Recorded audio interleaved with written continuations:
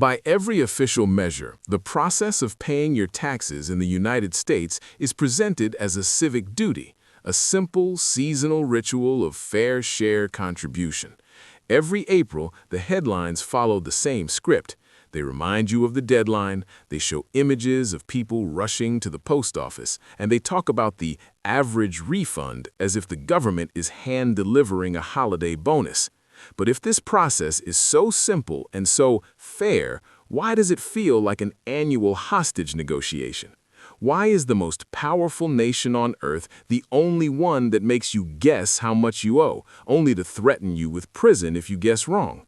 The truth is, April 15th isn't just a deadline, it's the climax of a massive systemic illusion.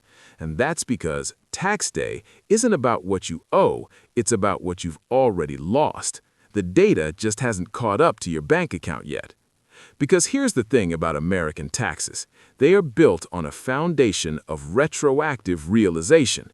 Just like the National Bureau of Economic Research waits a year to tell you that the recession you've been living through for months is official, the IRS spends the entire year taking your money before they even ask you to justify it. You see, the government doesn't wait until April 15th to get paid. They got paid last January. They got paid in June. They got paid every time you saw that withholding line on your paycheck and felt a tiny piece of your labor vanish into a black box. April 15th is simply the day they ask you to do the accounting for them. It's the day the world's most expensive subscription service sends you a bill for a contract you never signed, using rules that are designed to be misunderstood. And this isn't from stupidity, it's from the methodology. Think about the tax refund. The media loves to celebrate the refund. They call it a windfall. They treat it like a gift from the heavens. But let's use a metaphor to see through that illusion. Imagine if you went to a coffee shop every morning. The coffee costs $5, but every single morning the barista takes $10 out of your wallet, looks you in the eye, and says, "I'll give you the change back next April." And then, a year later, they hand you your own money, money that has been sitting in their bank account, not yours, money that has lost 4% of its value to inflation while they held it, money that could have been in your high-yield savings account or your index fund. When they hand that money back to you and you thank them for it, who won? You didn't get a refund, you gave the government an interest-free loan for 365 days while you struggled to pay for groceries. The refund is a psychological trick designed to make the victim of an overcharge feel like the winner of a lottery. But it gets worse, because the way the government measures your tax burden is a masterpiece of accounting magic. They talk about tax brackets. They tell you that if you earn more, you pay a higher percentage. It sounds progressive. It sounds fair on paper. But here's what that number doesn't tell you. Bracket creep.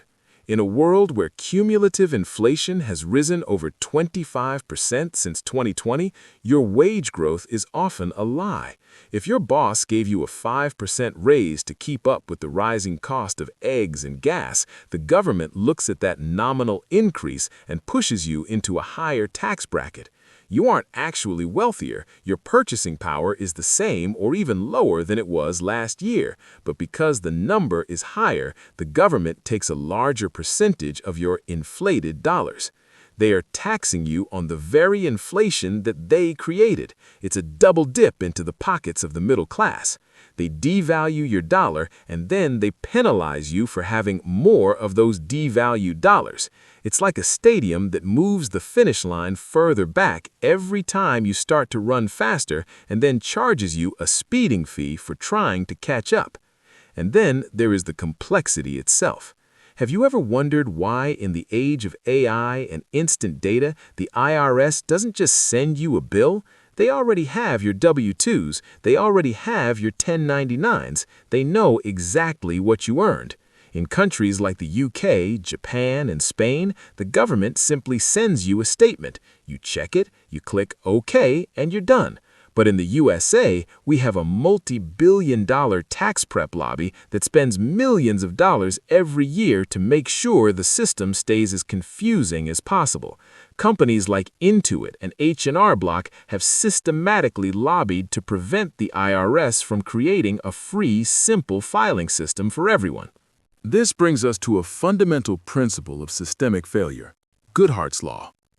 Goodhart's Law states that when a metric becomes a target, it stops being a good metric. The IRS has a target, the tax gap. That is, the difference between what is owed and what is collected. To hit that target, they need to optimize for collection efficiency. And who is the most efficient to collect from? Is it the billionaire with a legal team of 40 people and offshore shell companies in the Cayman Islands? No, that guy is expensive to fight. It takes years to audit him. The most efficient target is you.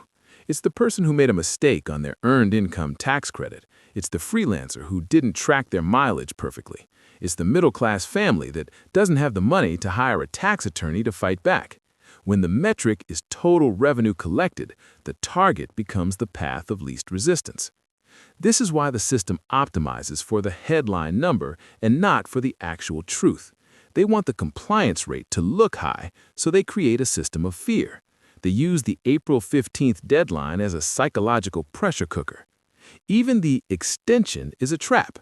People hear tax extension and they think it means they have more time to pay.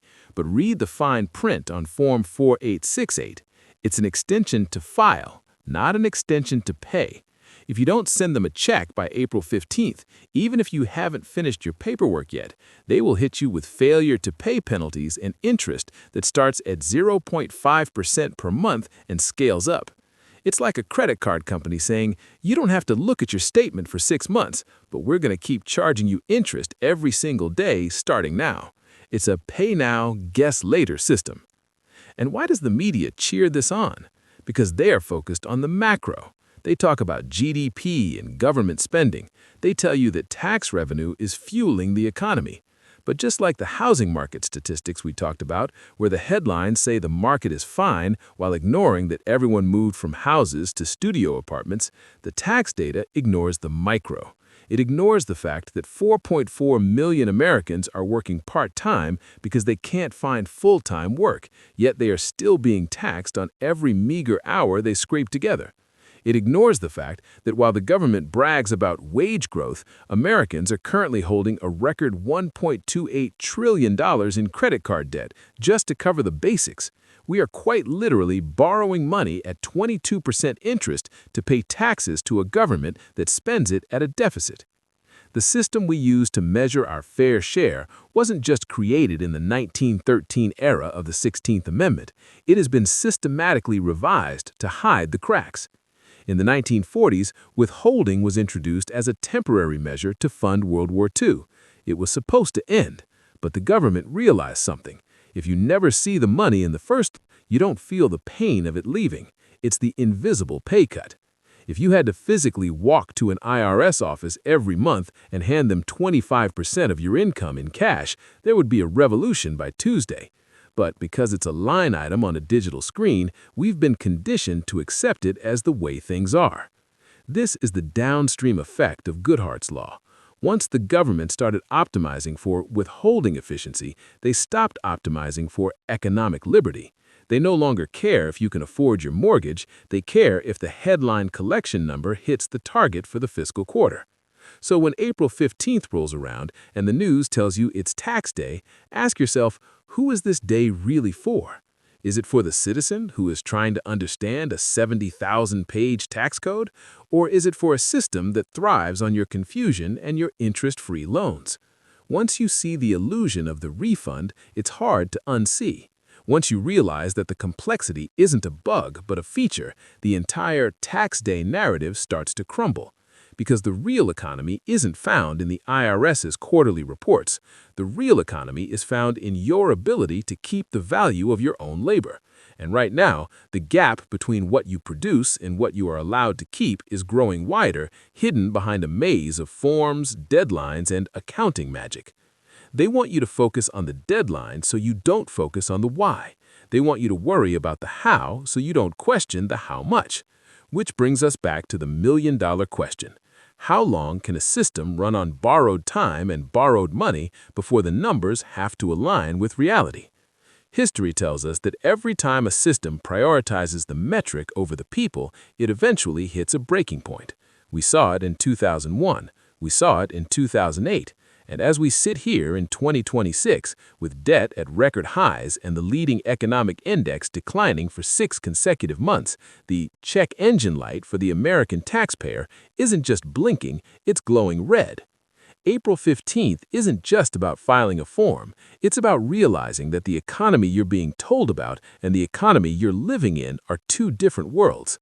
If you felt the invisible pay cut this year, if you're tired of the pay now, guess later games, or if you've realized that your refund was just your own money returning home smaller than it left, drop a comment.